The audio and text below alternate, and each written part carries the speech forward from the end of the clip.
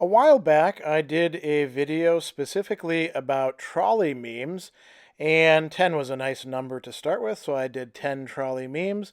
It was fairly well received, and I've been meaning to do another video discussing various iterations on this particular thought experiment.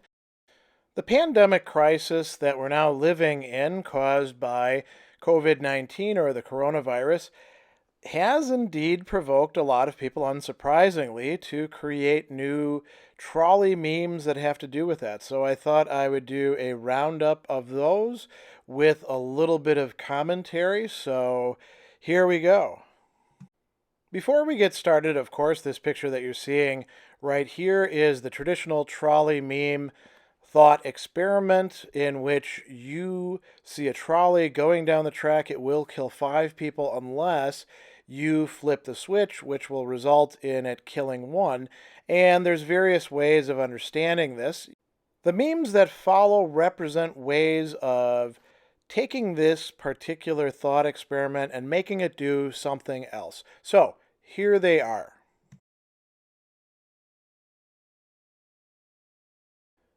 This first meme, of course, deals with the question of flattening the curve. You see a flatter curve and a steeper curve with more bodies, more people being killed by the coronavirus trolley. And the question is whether we're going to flip the switch. And by that, we would engage in all the measures that have been recommended for flattening that curve.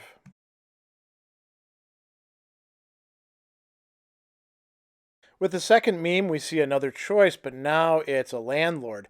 And for the next few memes, we're going to see people who have power, people who can make choices that determine other people's choices and outcomes, being the ones who are depicted in this. So we have a landlord, a tenant who just came back from China. And nowadays, it could be really any place where coronavirus is breaking out, like New York. And the question is whether you're going to risk infection. Now, who are you going to risk infection for? The family of the people or hundreds of other people? And it depends on whether you allow them to stay or kick them out. Both of them seem to be problematic. But from a utilitarian perspective, it seems better to allow somebody to stay now, doesn't it?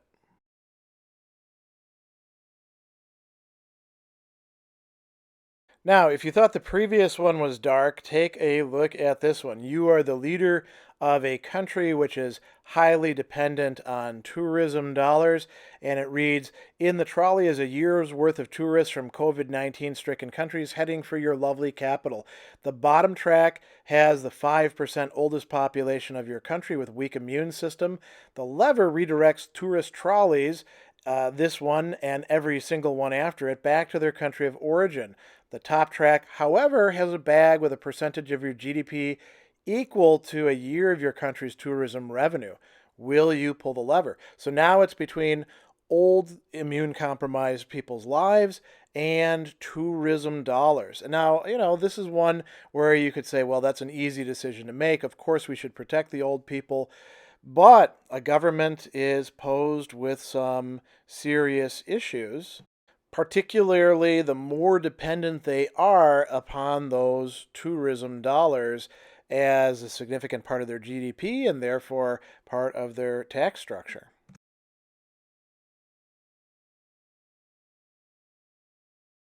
Meme number 4 depicts a situation that perhaps corresponds better to our American situation, in which some people within the government have been saying that it's very important that we protect the economy above all, and that some older people, some people at risk, would be willing to sacrifice themselves in order for the economy to continue to grow or at least not be as damaged as much.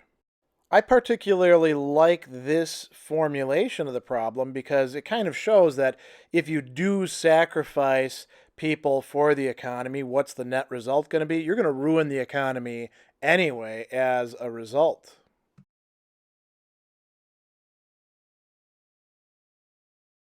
Here's another and perhaps darker interpretation. It reads, "You can stop the trolley at any time, but doing so would disrupt the trolley service, causing the company to lose profits." And so there's no alternatives here other than whether you flip the switch or not. What this represents is a view of the government as really much more interested in corporations than in protecting the public, which is a real failure.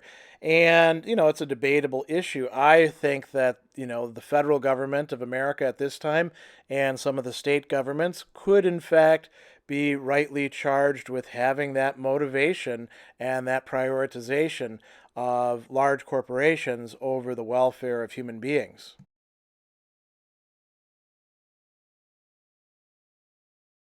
Meme number 6 is along the same lines, and I think this is perfectly framed for those who are engaging in that line of we've got to put the economy first, which really means not just putting the entire economy, but putting the sectors of the economy that they favor first. This is from Bob Paxton. He wrote, "Aha, now I get it. America is doing the trolley problem, but some want to save the trolley." And there's two ways of thinking about this. One would be saying that the executive here in America and also in our states, in some of them, and the legislators are fundamentally mistaken in their priorities about what they actually care about. This would be reading them as if they were, in some respect, ignorant or misguided. We could also have a less benign interpretation where we say, you know what the trolley is? It's a lousy healthcare system in which insurance companies have been allowed to dominate for a very long time, and for profit medicine has, in effect, displaced more publicly minded medical centers and procedures. Those would be the trolley that is going to be running people over, not just the virus, but a system that ought to be able to, but won't be able to protect people and heal people from the virus.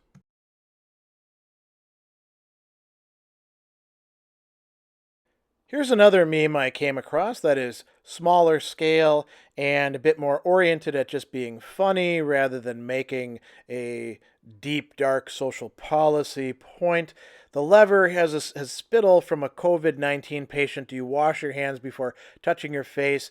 What if it's like really annoying? It's kind of a absurdist thing because you could easily, whether you wash your hands before touching your face doesn't mean that you can't flip the lever and save the people. I think it's simply pointing out how ridiculous some of the things that we feel discomfited or annoyed by are when it comes to protecting ourselves and protecting others.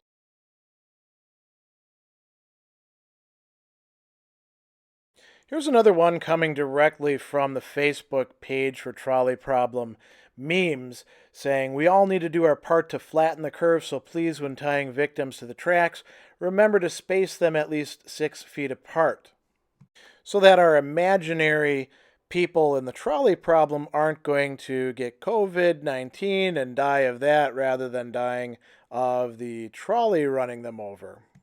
This is actually quite a good one as well, and I don't see how anyone could get offended at that unless they were just simply choosing to take offense, because after all, these are completely imaginary people, aren't they?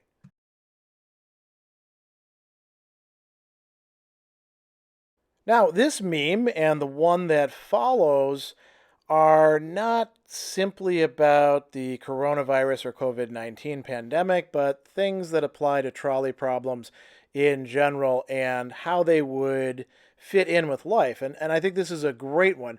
There's us imagining the trolley problem where we have agency, but really the trolley problem is more likely to be about some other schmuck at the helm and we're stuck there on the tracks in some place, and we hope that he makes the right decision.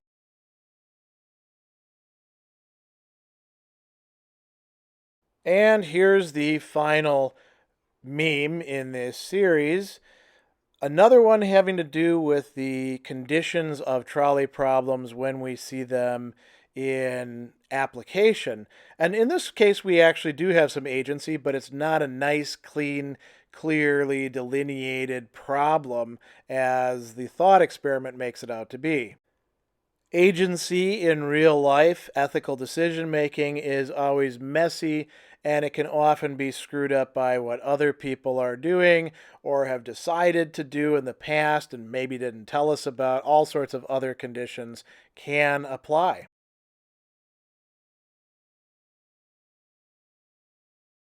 I would like to close by pointing out this image to you, and this is indeed another meme coming from the Trolley Problem Memes page. And I think this one is great. It's an excellent reminder for what we all ought to be doing now. And it may indeed feel like an absurd, endless task pushing this trolley up the hill. And the trolley, again, could not just be COVID-19, but also the system that allowed this to get as bad as it is.